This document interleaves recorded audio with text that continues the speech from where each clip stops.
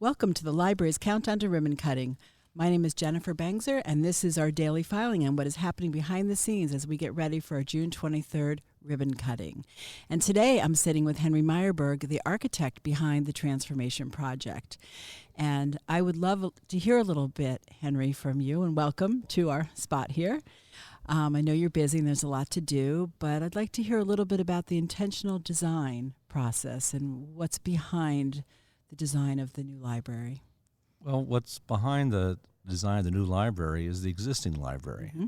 And this was a transformation of this existing library. And the thing about the existing library, it had all this unlocked potential. And so the design process was to liberate the existing building so that it could do more, given the same amount of space. And it's been a kind of I would say fun and learning experience for, I think, everybody involved. Mm. And recognizing that sometimes what you already have can do more than you think. Mm. And so the idea of unlocking the potential of the library is analogous to thinking of how to unlock the potential in people. Mm. And so now that the space is unlocked, the idea is that giving more opportunities for more people to unlock their potential. Yes. And discover new things that they might be able to do or learn about that they wouldn't know about. And so the idea that the space is this learning, high-powered tool for unlocking your potential.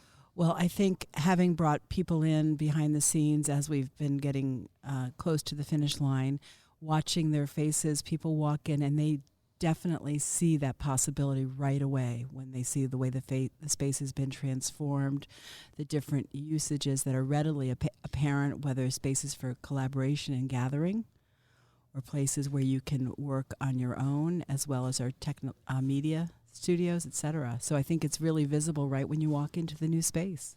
Yeah, and the idea has been, and this is nothing new, but the trend in making library spaces and making them flexible. Mm-hmm.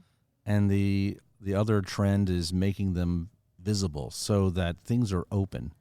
And either they're open as a continuous space or sometimes they're open by visibility through glass.